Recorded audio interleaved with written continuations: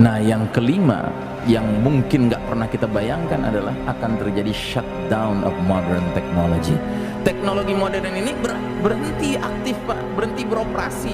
Kayak besi itu nanti akan jadi lengket. Makanya instrumen-instrumen yang terbuat dari besi yang sedikit rumit nggak bisa dipakai lagi nanti. Contohnya sepeda, besi rantainya kan besi, gearnya besi, nggak bisa dipakai.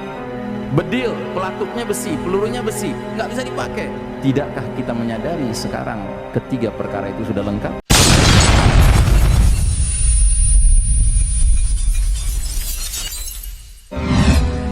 Sambil kitanya harus punya rencana. Kitanya kemana? Ya kita harus hijrah, Pak. Kan Nabi dulu hijrah, ya kita juga harus hijrah, Pak.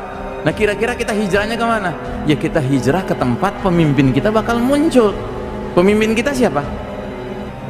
Al-Mahdi, Amirul Mukminin fi akhir zaman. Munculnya di mana?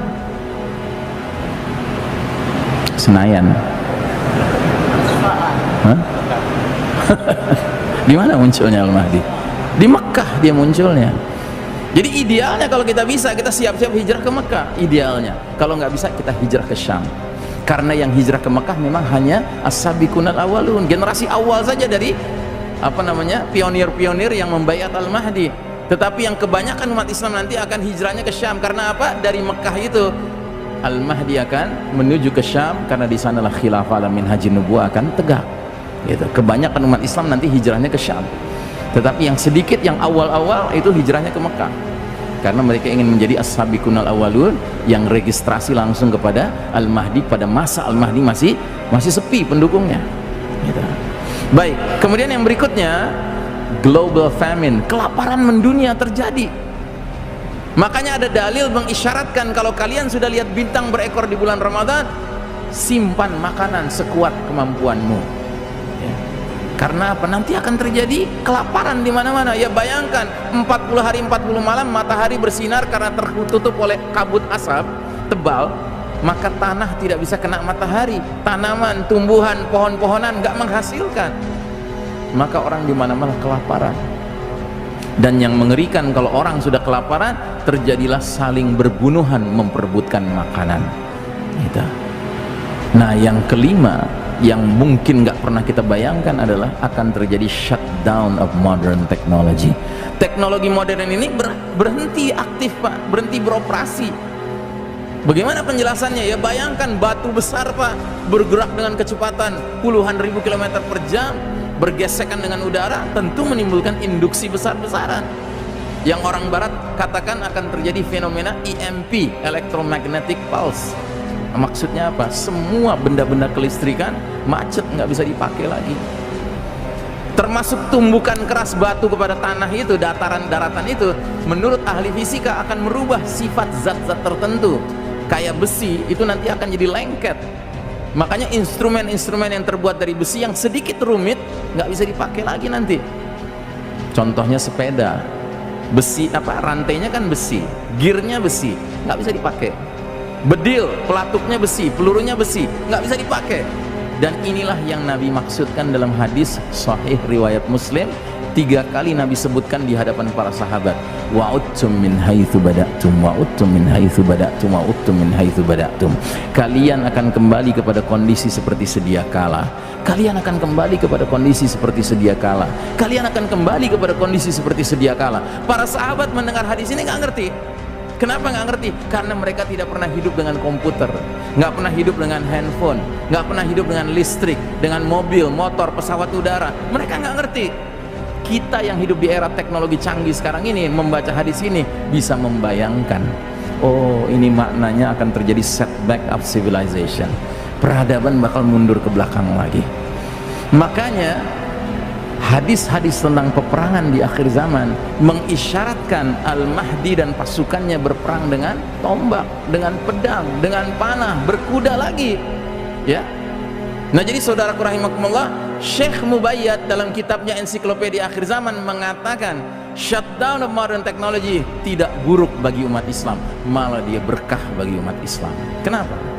Karena dia berlangsung di seluruh dunia. Anda tahu nggak? Kita orang Indonesia ini, Pak, lebih mampu bersabar kalau mati lampu daripada orang-orang di London, di New York, di Tokyo, Pak. Mereka di sana kalau udah mati lampu 5 jam, Pak, oh udah panik, Pak. Bursa efek macet, ya kan? Kalau kita kan alhamdulillah sering dilatih sama PLN kan, mati lampu sekian jam kita sabar.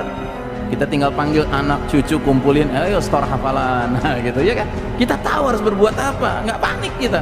Nah, jadi Syekh Mubayyad mengatakan shutdown of modern technology, it's not bad for the Muslims, it's good for the Muslims. Bagus malah buat umat Islam. Kenapa? Karena begitu dia terjadi, umat Islam bisa istirahat. Istirahat dari apa? Dari perlombaan mengejar ketertinggalan di bidang teknologi menghadapi barat kafir. Sebuah perlombaan yang pada hakikatnya nggak akan pernah bisa kita menangkan, Pak. Kenapa? Karena barat kafir nggak rela kita memenangkannya. Jangankan memenangkannya, Pak, setara dengan mereka aja nggak boleh. Buktinya apa? Putra-putra muslim yang cemerlang otaknya, kalau belajar ke Amerika, belajar ke Eropa, itu nggak diizinkan pulang, Pak. Dikasih warga negara setempat. Brain drain, Pak, disedot, Pak, pikirannya. Nggak boleh bermanfaat buat negeri-negeri muslim. Kalau ada sebuah negeri muslim punya gagasan bikin pembangkit tenaga listrik nuklir, wow, dipersulit, Pak, termasuk PBB mempersulit gitu. Kenapa? Mereka nggak mau negeri muslim maju di bidang teknologi. Akhirnya apa yang Allah lakukan? Allah shutdown aja teknologi ya. Kalau sudah di shutdown, Pak, kita dengan barat kafir menjadi setara, Pak. Jadi 0-0 situasinya. Dan kalau sudah seperti itu, Pak, kaedah orang Betawi baru boleh kita pakai, Pak. Lo jual, kue borong gitu, ya kan? Dengan catatan kitanya latihan, Pak, persiapan. Nah, persiapannya apa? Ya diantaranya laksanakan hadis Nabi yang sudah kita dengar dari dulu. Didiklah anak kalian memanah, berkuda, berenang. Ini hadis bakal berlaku, Pak, nanti, Pak. Dan jangan kita sok-sok modern dalam menafsirkan hadis ini. Ustadz, itu maksudnya bukan benar-benar memanah, Ustadz, belajar nembak. Oh sorry, nggak ada hadisnya tuh Al-Mahdi pakai M16, pakai AK-47, nggak ada gitu. Ustadz, itu bukan benar-benar berkuda, Ustadz, belajar bawa tank, belajar bawa jet gitu kan, nggak ada tuh hadisnya. Isa alaihissalam nanti turun naik Phantom, naik Stealth gitu, nggak, diantar malaikat. Nah, jadi saudaraku rahimakumullah, ya, inilah yang harus kita antisipasi dalam waktu dekat ini. Kita nggak tahu kapan waktu itu akan terjadi, tapi kalau melihat perilaku manusia hari ini, Pak, tampaknya azab Allah is very close, sudah sangat dekat, Pak. Karenanya kita harus mempersiapkan diri dan keluarga kita, ya, untuk menghadapi situasi huru-hara akhir zaman yang di satu sisi mengandung banyak kesulitan-kesulitan, tapi di lain sisi bersamaan dengan kesulitan itu ada kebaikan, ada busyra, ada kabar gembira. Apa itu? Hadirnya pemimpin kita dan berpindahnya kita ke babak kelima, ya. Ini yang harus kita sadari, Pak, bahwa ajaran Islam adalah ajaran yang menginginkan kita ini optimis dengan kabar-kabar gembira, tapi nggak sampai melupa menjadi lupa daratan. Kita harus ingat untuk dapat kabar gembira itu ada kesulitan-kesulitan yang harus kita hadapi. Dan jangan cuma ngeliat kesulitan-kesulitan sehingga kita jadi pesimis, padahal ada kabar gembira di balik kesulitan-kesulitan itu yang harusnya membuat kita optimis. Inna ma'al usri yusran, inna ma'al usri yusran. Bersama kesulitan ada kemudahan. Bukan sesudah kesulitan, Pak, ada kemudahan. Tidak, bersama kesulitan ada kemudahan. Makanya ketika Nabi berbicara tentang kabar gembira Al-Mahdi, Nabi menggunakan kalimat ubasyirukum bil mahdi yub'atsu fi ummati. Ku kabarkan berita gembira akan datangnya diutusnya Al-Mahdi ke tengah umat ini. Saat apa? Saat perselisihan antar manusia menjadi-jadi, saat gempa semakin sering, ya, dan Al-Mahdi akan memenuhi bumi secara merata dengan keadilan setelah bumi dipenuhi secara merata dengan kezaliman di babak keempat ini. Jadi saudaraku rahimakumullah, satu hadis ini ada kabar gembiranya, datang sang pemimpin, tetapi ada kabar yang mengerikan. Perselisihan antar manusia menjadi-jadi, gempa semakin banyak, dan kezaliman merata. Tidakkah kita menyadari sekarang ketiga perkara itu sudah lengkap?